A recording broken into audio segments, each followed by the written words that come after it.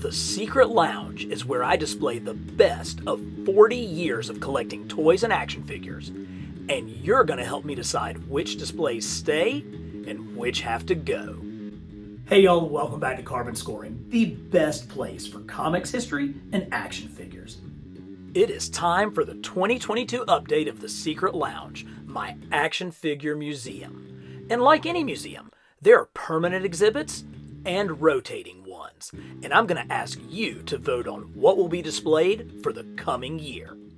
So let's crack open that hidden bookshelf door and head on down to the Secret Lounge. And what better place to start than with your friendly neighborhood Spider-Man? I love this shelf because it contains figures spanning 5 different decades. The focus here are on 12-inch figures, odd-sized figures like Mighty Mugs, and the occasional screwball figure that doesn't fit anywhere else in my collection, like the bombastic Bagman from Funko. But this is where we also find one of the oldest Spidey figures, Remco's electronic Spider-Man from the 1970s.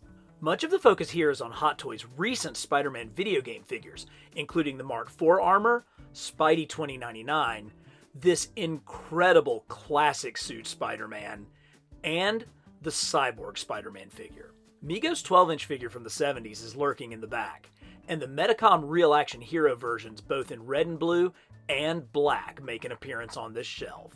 Spidey's the most common character we find in the Secret Lounge, but they don't get any bigger or much better than these. Let's bring on the bad guys with Toy Biz's animated Spider-Man villains. These figures were released over the second half of the decade of the 1990s, and while they started out as direct representations of the Fox Kids animated series, as time and sculpting skill went on, they became more and more comic accurate. But you can't deny how fabulous all these candy-colored villains look together. Here, we can find characters that still have not appeared in the Marvel Legends 6-inch line, such as Molten Man, who is a Toy Fair magazine exclusive, and Madam Web, who played a significant role in the cartoon. And there's always the campy villain, Swarm. This is a bad guy who is actually made up of millions of bees. And finally, Vermin, a pivotal character in the renowned Kraven's Last Hunt storyline. These figures harken back to simpler days, when toys could appeal to kids and collectors alike. Before the first Spider-Man Classics line of figures ushered in a new standard in scale, sculpt, and articulation, there were hundreds of different versions of the wall crawler, and some of my favorites are displayed right here. This shelf includes everything from Mattel's Secret Wars figures of the 1980s to the earliest Toy Biz figures of the 1990s. Heck, there's even an entire section dedicated to Peter Porker, the Spectacular Spider-Ham. And who could forget Mayday Parker, the alternate universe version of Spider-Girl. And one of my all-time favorites, the bombastic Bagman in his only mass-produced action figure.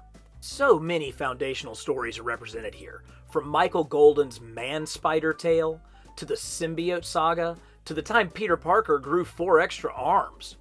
There are even figures that are based on the works of specific Spidey artists, such as John Romita Jr., Mark Bagley, and Todd McFarlane.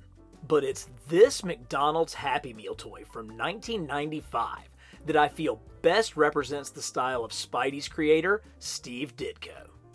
And here's a figure you don't see very often, a die-cast metal 5-inch Spidey from Mego that came out in 1979. But what would Peter Parker be without his 2 main love interests, Gwen Stacy and Mary Jane Watson? Thankfully, we've gotten several versions of this dynamic duo over the years, and they're kept company by Aunt May's dog from the early 80s cartoon, Mrs. Lion.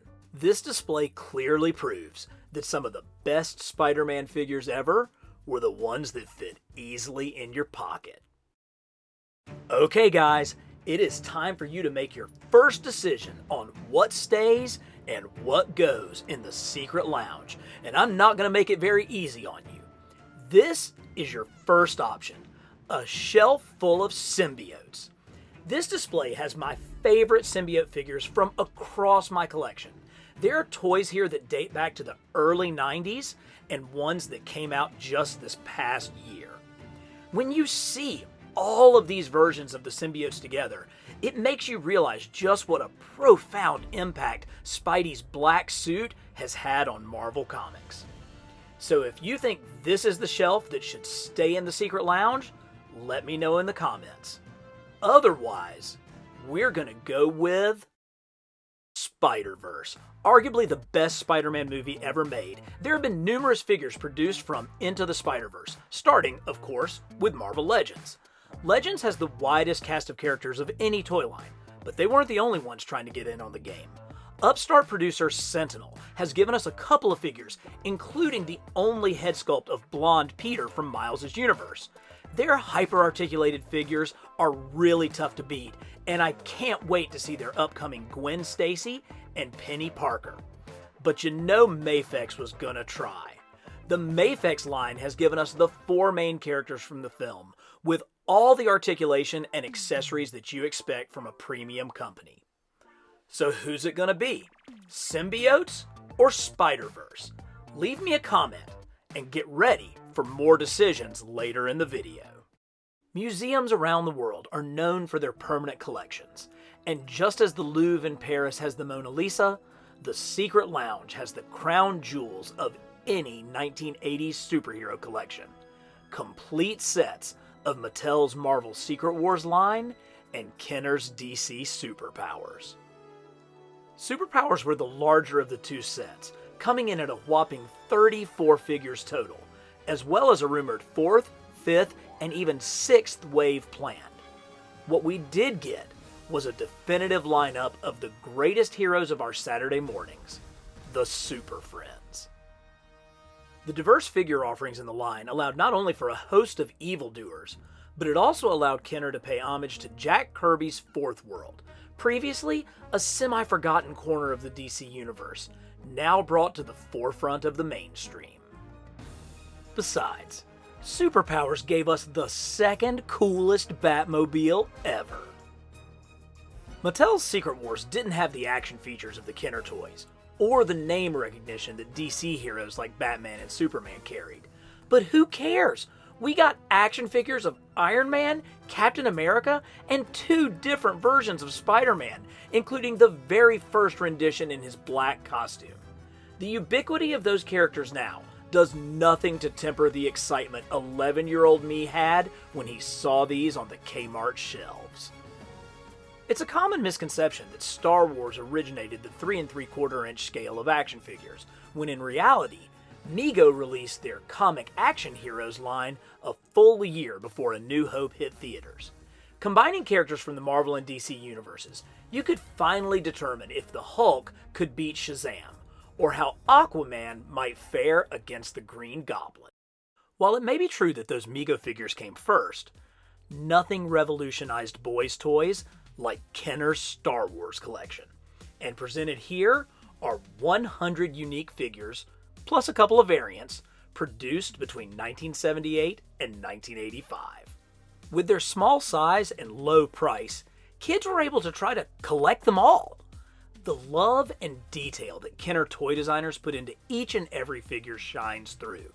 This was the first toy line that really attempted to capture an entire universe, not just the 3 or 4 main characters. No alien, no matter how little screen time they got, was too obscure to be captured forever in plastic. If you want to learn more about the history of Kenner's vintage Star Wars collection, I've got a link to the video I did on this very subject down in the description below. As you're walking down the steps into the Secret Lounge, you may notice the skateboard decks mounted to the wall. Yes, I was an 80s skate rat, and these are the boards of the 5 main members of Powell Peralta's famed Bones Brigade. These decks are reissues of those famous designs by artist Vernon Cortland Johnson, or VCJ for short. There's a few other surprises hanging here as well, including the custom lightsaber I made at Galaxy's Edge in Disney World, a vintage Rebel blaster, and its matching partner, the Imperial rifle, both from the original Star Wars line. Next is one of the sleekest laser guns you'll ever see, from Space Battleship Yamato, or Star Blazers here in the States. And lastly, the oldest piece in the Secret Lounge, a Buck Rogers XZ-38 disintegrator pistol, produced by Daisy in 1935. Now, as you can obviously tell, I'm a take the figures out of the package kind of guy. But there are exceptions, and they almost always revolve around some form of retro packaging, like these 12-inch figures from Gentle Giant that bring back the look of the 1980s. When it comes to retro, nobody is doing it as well as Hasbro these days, particularly with their Marvel Legends retro line. Look close, you might catch a couple of surprises in there as well. Let's leave Mighty Marvel for a moment and check out some offerings from the distinguished competition, the original superhero universe, DC Comics. The DC Universe Classics line produced 6-inch figures spanning the entirety of DC Comics history. They made 20 waves of figures between 2008 and 2012, with the line hanging on with exclusives through 2014, ultimately producing over 150 unique characters. Renowned toy sculptors the Four Horsemen designed the entire line, which allows for a uniformity of style that I really love. And their passion for the DC Universe and for toy history was on display as they reproduced every single character released in the original Superpowers line, as well as corners of the DC Universe not previously explored, such as the Legion of Superheroes and Earth 2's Evil Justice League, the Crime Syndicate of America. As great as this collection is, there were still times where I chose to use figures from DC Direct instead, such as with these new Teen Titans figures that perfectly capture the art of George Perez. I also picked the DC Direct versions of Batman and Superman for my Justice League display. Here, you can see the greatest heroes from across the ages of both the Justice League and the Justice Society of America. While my DC display doesn't come close to my Marvel display in terms of size or scope, there's something about how great these figures all look together that makes this one of my favorite shelves in the Secret Lounge. Perhaps it's the timeless, classic looks that the Four Horsemen were able to achieve with the superheroes that defined the term and set the standard. Speaking of setting the standard, while the MCU has far exceeded DC's cinematic universe, in animation, DC can't be topped, and much of their dominance began with Batman the Animated Series. I did an entire video on these phenomenal 6-inch versions of Batman's friends and foes, and I have a link to that video in the description. Here, Bruce Timm's animated designs come to life in 3-dimensional form. It's hard to imagine action figures more perfectly capturing their source material better than these do. This is a new display for 2022 in the Secret Lounge, and I love how it's come out. On the heels of his success with Batman the Animated Series, Timm went even farther with the densely packed yet incredibly tight storytelling of Justice League. Here, I picked some of my favorites from this wide-spanning line and set them up in front of the Hall of Justice diorama. But we can have some fun too, like with these figures from the funniest show on television, Teen Titans Go. Or figures from the original Teen Titans cartoon. And who could forget these Imaginext figures of the Wonder Twins? DC has long excelled at gripping, medium-shattering storylines, and we're going to finish with figures from two of my favorites, starting with all the wielders of the power rings across the emotional spectrum, from Jeff Johns and Ivan Rice's classic story, Blackest Night. And we'll close this DC section with the exclusive figures from Alan Moore and Dave Gibbons' seminal series, Watchmen, only available online through the Matty Collector Club Black Freighter, released in 2013. So we move from the Justice League to Earth's mightiest heroes, the Avengers. And we gotta start with the OGs, Toy Biz's original Avengers box set from over 20 years ago, based on the incredible art of Jack Kirby. My Avengers display leans classic 70s and 80s. That's why you're going to see characters like Jocasta and Hellcat, instead of Luke Cage and Spider-Man. We've had some updates to those classic versions, such as Hercules, but we still need more, like a safari jacket Wonder Man and a true Monica Rambeau Captain Marvel. But here along the front row, you'll find my favorite versions of the stalwart members of the team, including the big three, Cap, Shellhead, and Thor, and the mainstays, Hawkeye, Vision, and the Scarlet Witch. Much like the Avengers themselves, it's an ever-changing roster on the Earth's mightiest shelf. Oh, and it includes my favorite single-figure display in the entire Secret Lounge, the transforming Ant-Man. Just looking at all that red and gold makes me happy. Iron Man is perhaps the most toyetic of all of Marvel's heroes, and we have been rewarded with virtually every possible iteration of Shellhead's armor. From super unique, super rare versions like the House of M armor, to the mammoth suits such as the Hulkbusters, to the absolute perfection of the recent modular armor. The Golden Avengers' 60-year history is well represented here. And with great new characters being introduced all the time, such as Riri Williams as Ironheart, there is no end to the toy possibilities of Iron Man. We have so many versions of this character, I could probably put together a second shelf.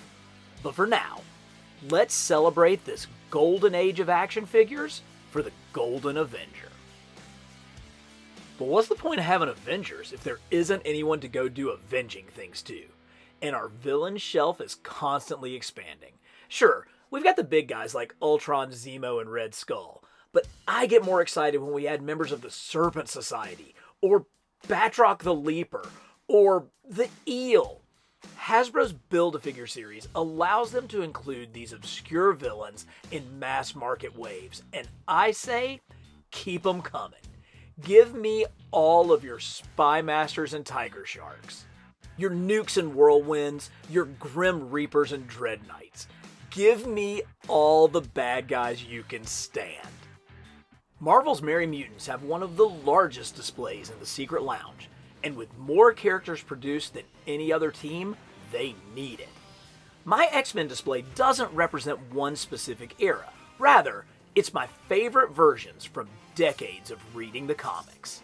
All new, all different X-Men, the original X-Men, the Outback team, and Jim Lee's redesigns are all represented here. And while we've gotten some great updates from Hasbro, there are still a number of original Toy Biz figures in this display, such as Beast and Nightcrawler, which simply haven't been topped by the newer versions.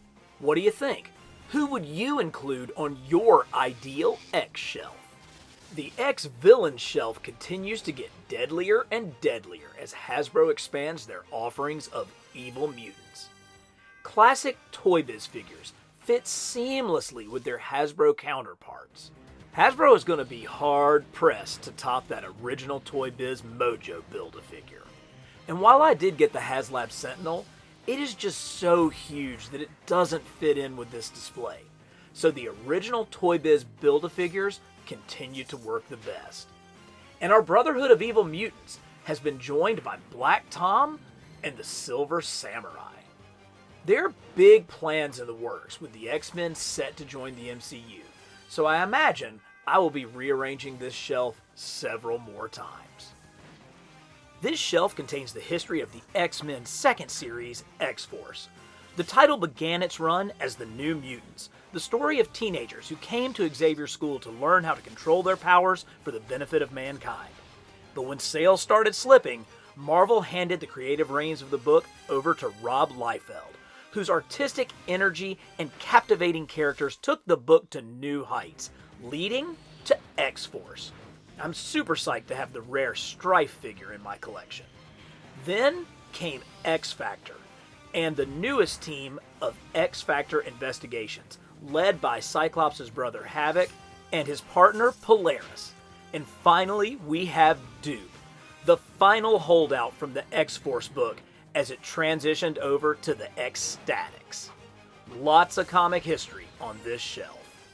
While Hulk may be strongest there is, even he is challenged by this assortment of monstrous malcontents.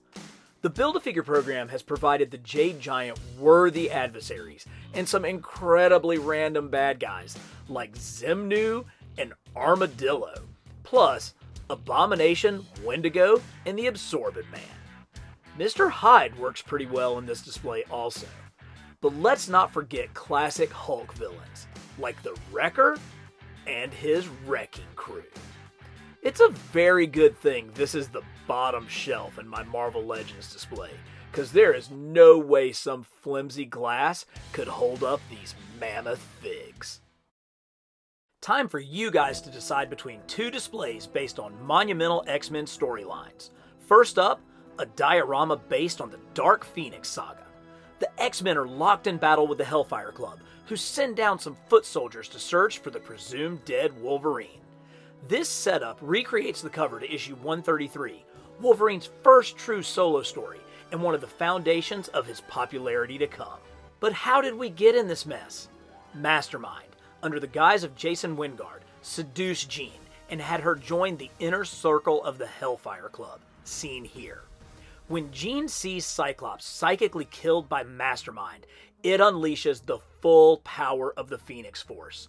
Jean couldn't stop the power and became Dark Phoenix, who then drained the energy of a star, with the resulting supernova destroying a populated planet. Overwhelmed by grief and power, eventually she takes her own life to protect the universe from the power of the Phoenix. Or you can choose the figures from the Age of Apocalypse, the year-long storyline running through all of the X-Men books from 1995 to 1996. This ambitious story spanned almost 50 issues and saw the mutant Legion travel to the past in an attempt to kill Magneto. Instead, he kills his father, Charles Xavier, creating a new timeline ruled by Apocalypse. All the X-books changed titles to correspond to the New World Order. Characters' looks and allegiances were wildly changed, and several characters survived the event and found their way into the returned Marvel main timeline. It was an ambitious story, perhaps the largest crossover event in scope ever attempted, and the new looks of several characters have had a lasting impact.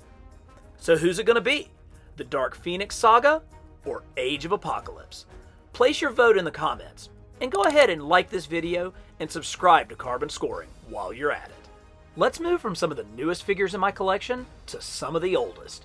1966's Captain Action toys from Ideal. Designed to combat the immense popularity of Hasbro's new 12-inch G.I. Joe action figures, which were truly the first toys to carry that name, Ideal licensed numerous properties from Flash Gordon to the Lone Ranger. But it's the superheroes, including the very first Spider-Man action figure, that make this display a part of the permanent collection of the Secret Lounge. Speaking of G.I. Joes, I love seeing new Joe product on toy shelves.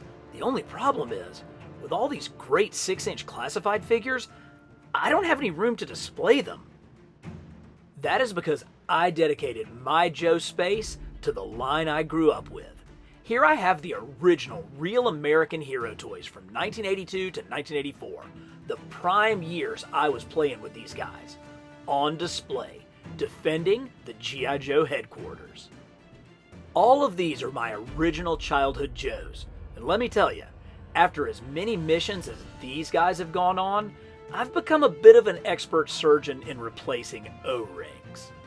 Not since Star Wars did a line do as great a job of incorporating vehicles and playsets with their figures, while the Marvel comic fleshed out the characters. And when it comes to characters, no one topped the chaos of the ranks of Cobra. Ninjas, mercenaries, saboteurs, dudes who could change color, shirtless scientists wearing a monocle, resurrected genetic chimeras of famous warlords, and we haven't even touched on Cobra Commander. As a kid, I always loved the Joes best, but now looking back on it, the Cobras were way cooler. Still, nothing tops the vehicles. The Sky Striker stands alongside the X-Wing Fighter as my favorite ships of my childhood. But the Cobras got some pretty sweet hardware themselves with the Rattler. Just look at the firepower on that thing. I doubt any mission for my childhood Joes could be accomplished without an assist from Airborne and Wild Bill and the Dragonfly. I wore that winch out transporting the Vamp. And here is a new addition to my collection, the Tomahawk that I picked up at Retro Toy Con in Greenville, South Carolina in 2021. If you're interested in the stands these vehicles are on, I've got a link down below in the description. To celebrate the 30th anniversary of the Real American Hero line, Hasbro reimagined the 3 3/4 inch scale figures in 2007 with new sculpting and articulation. They were sweet updates while staying very close to the original designs. And finally, I picked up a holy grail I was missing as a kid, the Whale Hovercraft.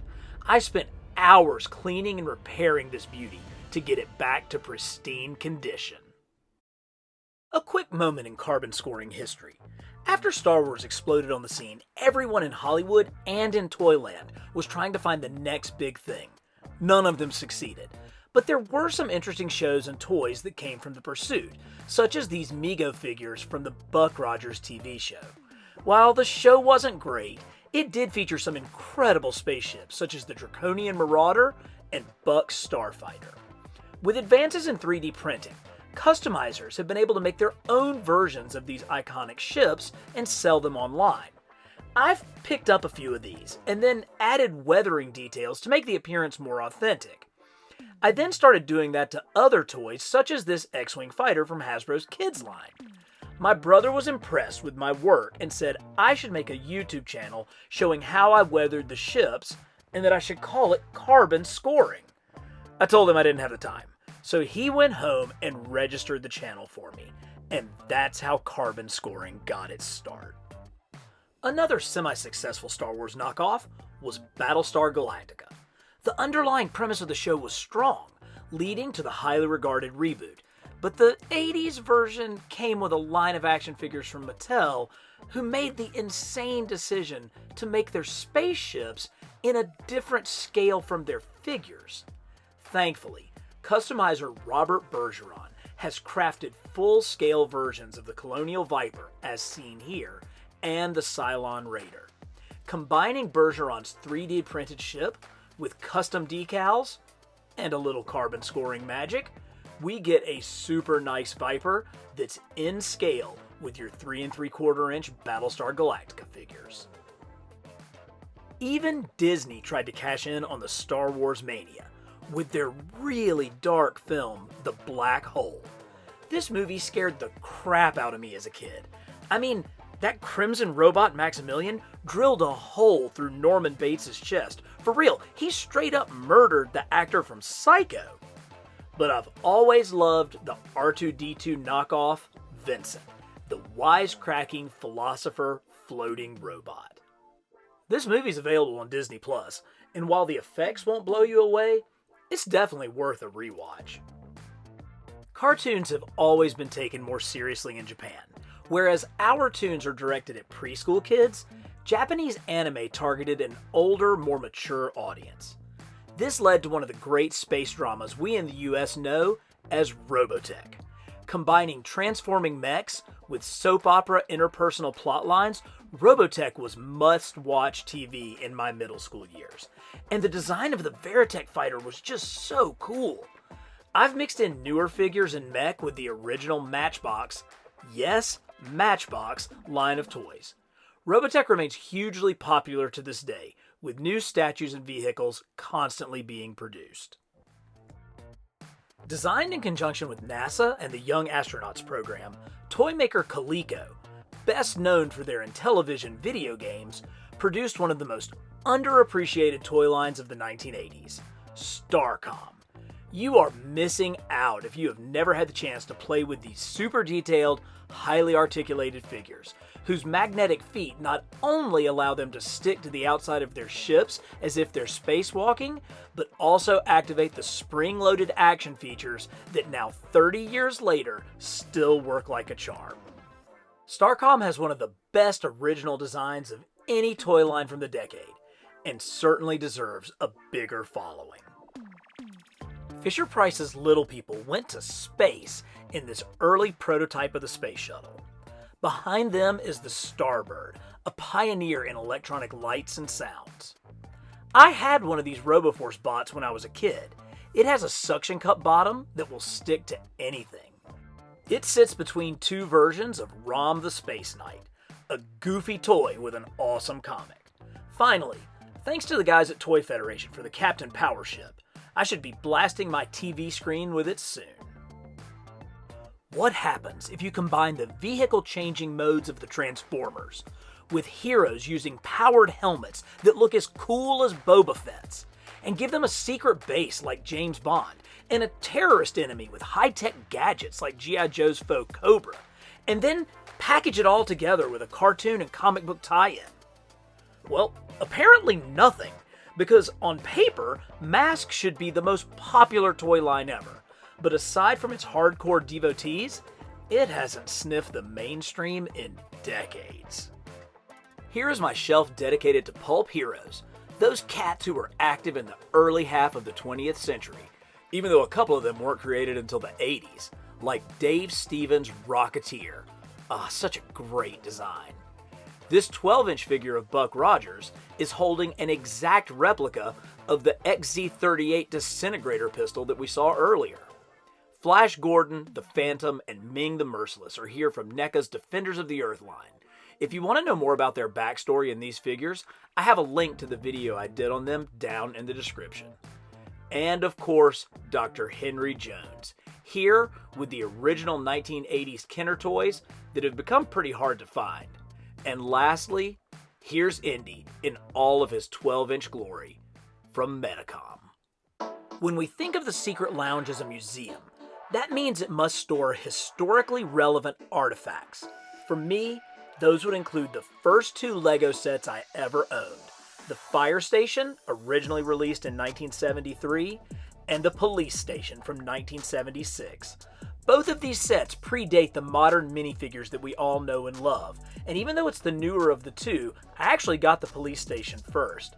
Interestingly enough, if you look closely, you will see multiple times where there are building techniques used which are now outlawed by LEGO as they tend to stress the bricks. Look, all the toys in the Secret Lounge are like my children. I love them all equally. But let's face it, if the house was on fire, I'm grabbing some of these classic space Legos first.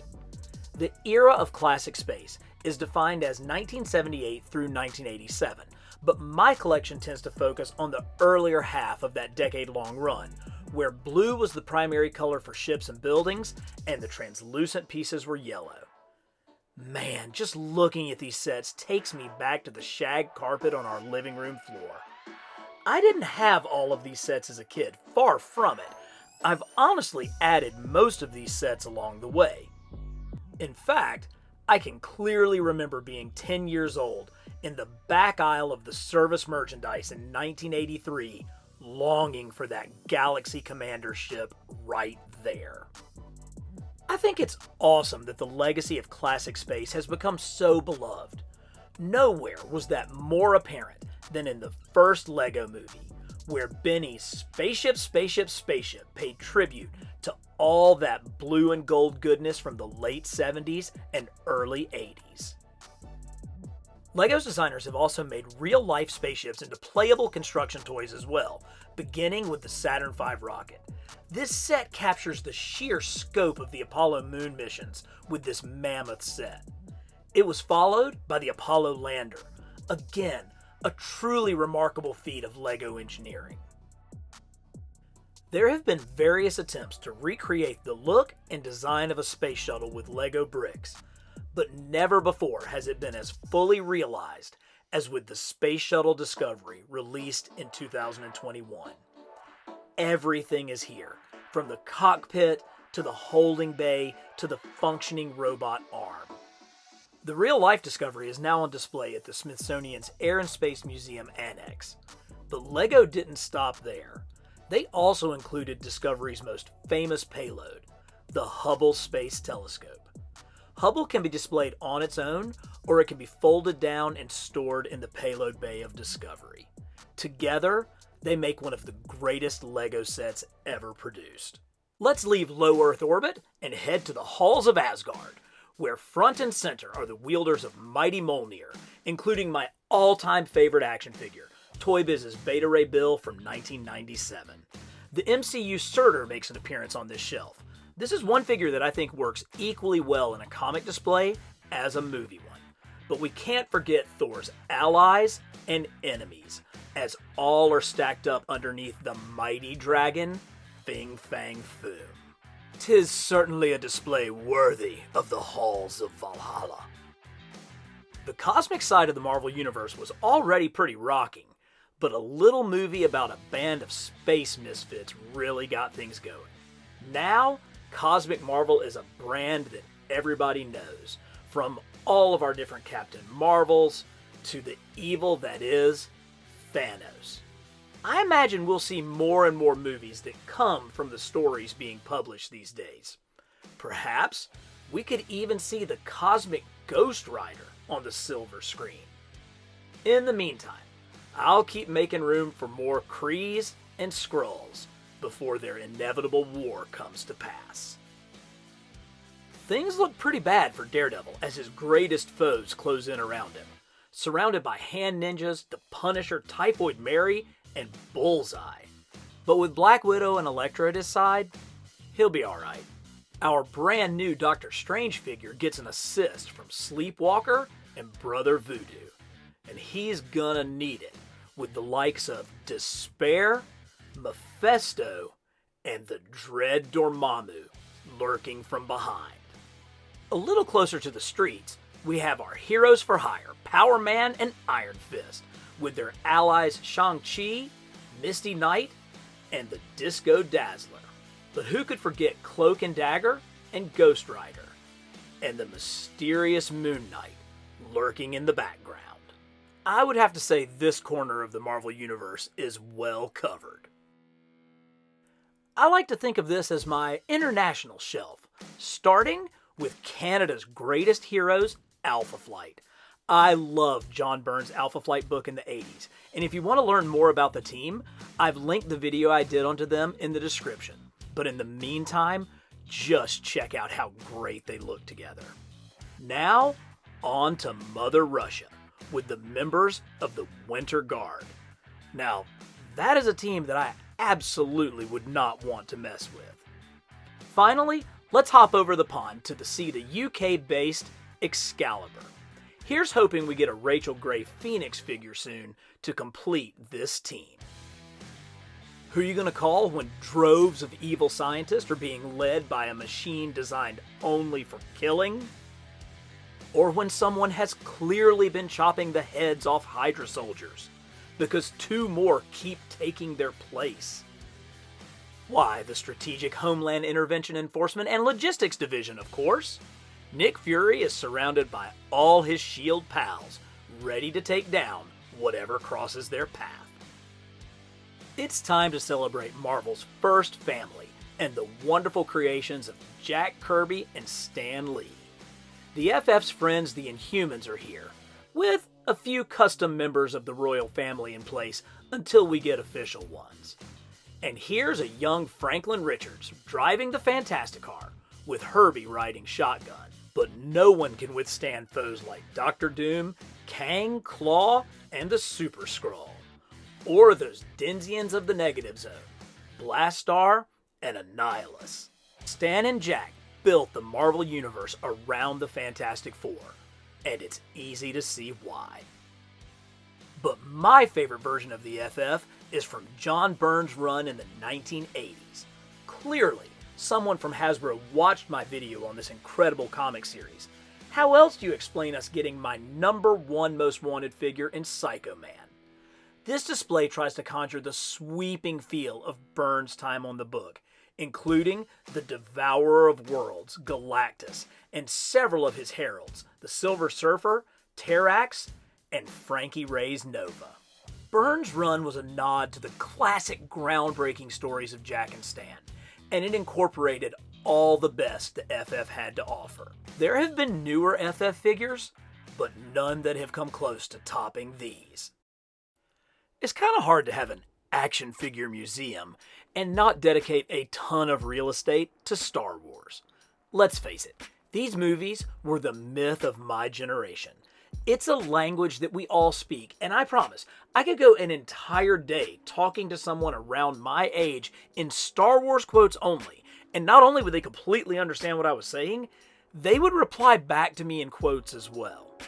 I had a chance to go to Galaxy's Edge, the new Star Wars themed area at Disney World in Florida a couple of years ago. It's an immersive experience. When The Mandalorian came out on Disney Plus, I actually wondered if they filmed the street scenes at Galaxy's Edge. That's how good the set design and details are there. But here's the thing. You know who was the most excited? Who was walking around with their mouths agape, pointing and squealing at each new detail they found? Not the kids. It was the moms and dads. Hey man, and I was completely doing it. It was everything we had dreamed about on our elementary school playgrounds come to life. This is why Hot Toys can make 12-inch action figures that cost $200 at a minimum and sell them to suckers like me just as fast as they can crank them out of the factory. Don't get me wrong, these are spectacular pieces with insane detail in the clothing and screen-accurate sculpting on the heads and faces. But it's hard to go wrong with an audience as hungry for the product as Star Wars collectors. We've talked about the origins of the channel and how the name Carbon Scoring originated, but let me tell you a little bit about how the Secret Lounge came to be. This is the original UCS Millennium Falcon, released in 2007. I got it for Christmas of that year, and it took me about a month to put it together. You see, it didn't come with all the numbered bags that are standard now. It was just 5,000 gray pieces, and when I finally got this thing finished, I knew it needed a place to be displayed. So I converted the unused basement wine cellar into what my oldest daughter, then 8 years old, called my secret lounge. And this was the centerpiece. Unfortunately, space is limited down here, and I've had to get creative to maximize the display area.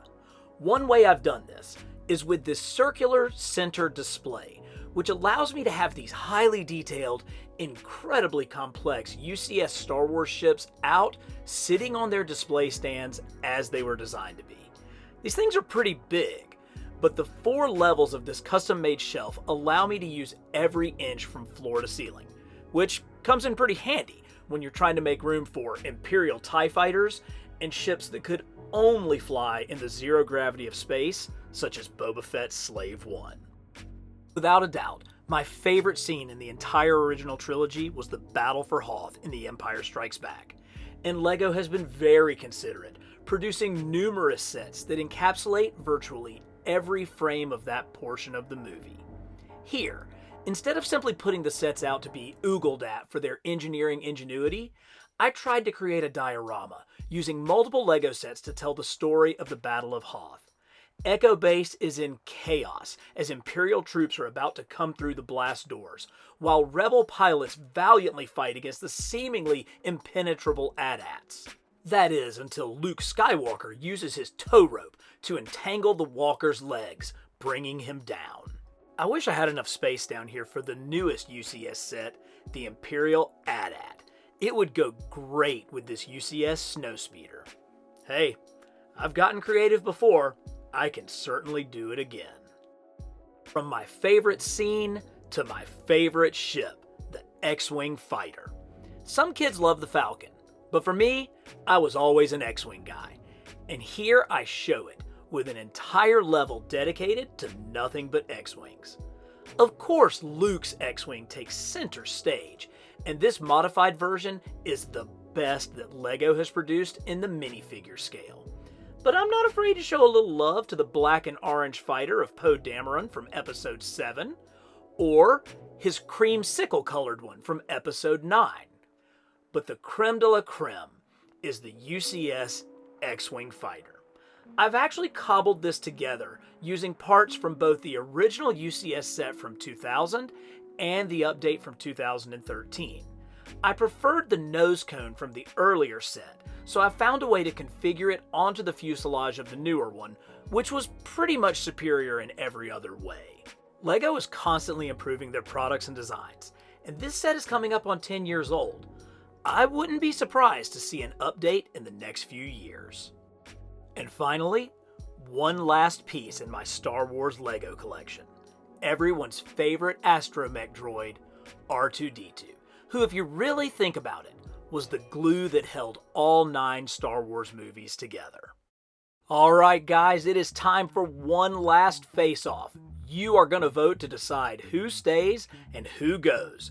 The current shelf holder and reigning champion belongs to He-Man and the Masters of the Universe.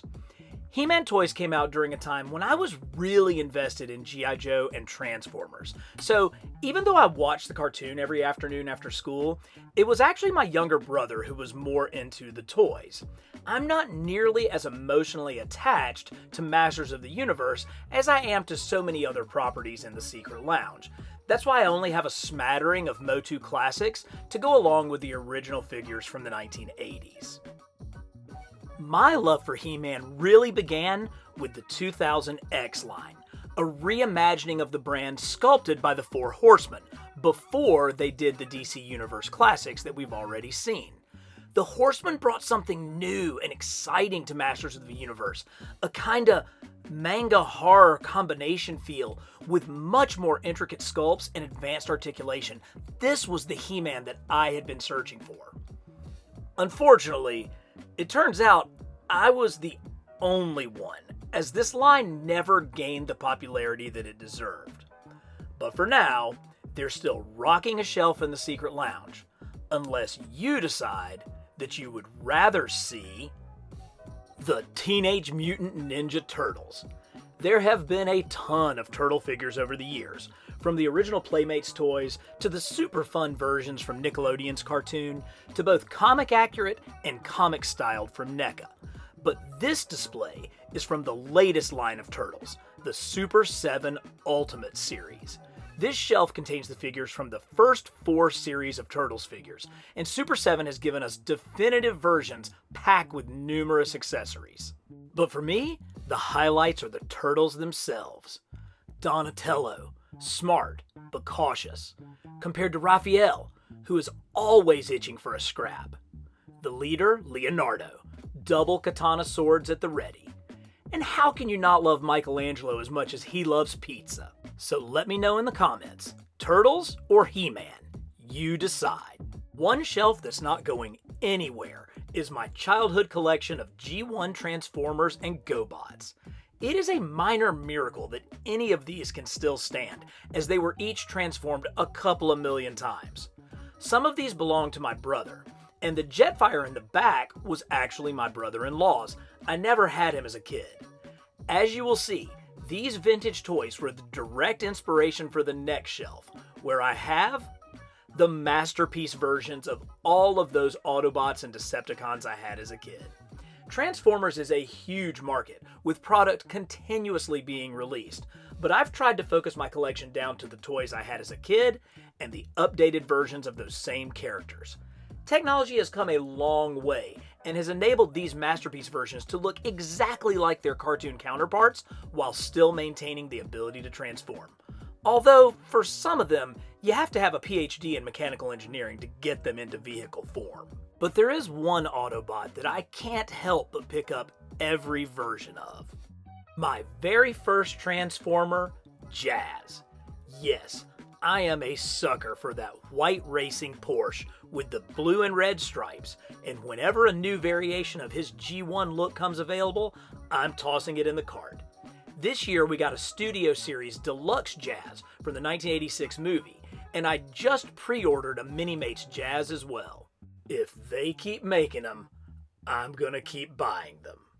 As a kid growing up in the 80s, we would occasionally get exposed to Americanized versions of Japanese anime, but they were always hard to find, which made it that much more exciting when you saw the colorful designs and phenomenal action of a cartoon like G-Force. Unfortunately, we've only gotten 3 team members in the 12-inch scale, but lucky for us, Diamond Select produced all 5 members of G-Force in their Battle of the Planets line starting back in 2002. You 90s kids can keep your beloved Power Rangers. I'll take this color-coordinated combo any day. Perhaps the most famous Japanese import was Speed Racer, with the complete collection of Resource figures here from 1999. I finally got around to seeing the 2008 live-action film, and I kinda loved how serious it took its non-seriousness. Seeing all of the gadgets and action in the movie made me go digging through my storage bins for the accessories that came with the Mach 5, like the hydraulic jacks, spinning saw blades, and pop-up periscope. It has certainly put a new sense of action onto this shelf. If we had just gotten the planned Wave 3 with Sparky and Racer X's Shooting Star. When the Secret Lounge was featured on Toy Tales Collector Spotlight, link in the description, I was asked what were my holy grail figures, and I responded with these. The 3 3/4 inch figures Japanese toy maker Nomura produced for Space Battleship Yamato, or Star Blazers here in the US, all the way back in 1978. Star Blazers was shown on TV in the US from 1979 to 1980 in limited markets, and I would rush home to see the latest adventures of the crew of the Argo as they raced across the cosmos to save Mother Earth. Those action figures also came with a bridge playset, seen here with more recent Gashpon figures at the controls. I am constantly searching for vintage toys to add to my Yamato collection, and every once in a while I get lucky. Like when I recently found one of the earliest Yamato toys produced, this die-cast Cosmo Zero released in 1975. Space Battleship Yamato, with its long-form storytelling, highly developed cast of characters, high-stakes drama, and riveting action scenes would become the model for all space fantasies to come, including having a profound impact on a young filmmaker named George Lucas. But for me, I'm still searching to complete my collection. Nomura produced these Sofubi, or soft vinyl figures, before the Holy Grails that we had seen previously. The 5-figure set also included Captain Avatar, who's out there somewhere just waiting to join his friends in the Secret Lounge. Before pioneering 6-inch super articulated action figures with Marvel Legends, Toy Biz produced 5-inch figures from across the entire span of the Marvel Universe during the first golden age of Marvel cartoons. While most of these have been remade in 6-inch scale, we are still missing figures like the Inhumans, the Wizard, Atuma, and Backlash. It's easy to see from some of these earliest figures from the 90s just how far figures have come. But it's equally easy to see that the passion and love for these characters was there all along. As we marched towards Marvel Legends, Toy Biz began to increase the detail in their sculpts and slowly bump up the size of their figures as well.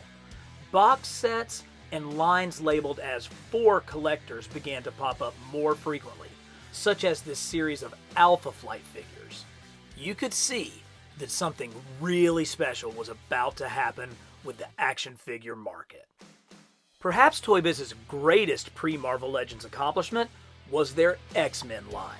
Never before had a toy company dug so deep into the character pool of Marvel's mutants, not only casting a wide net to every corner of the mutant universe, but also dedicating waves of figures to specific storylines, such as the Dark Phoenix saga, where we got our only figures to date of the Starjammers.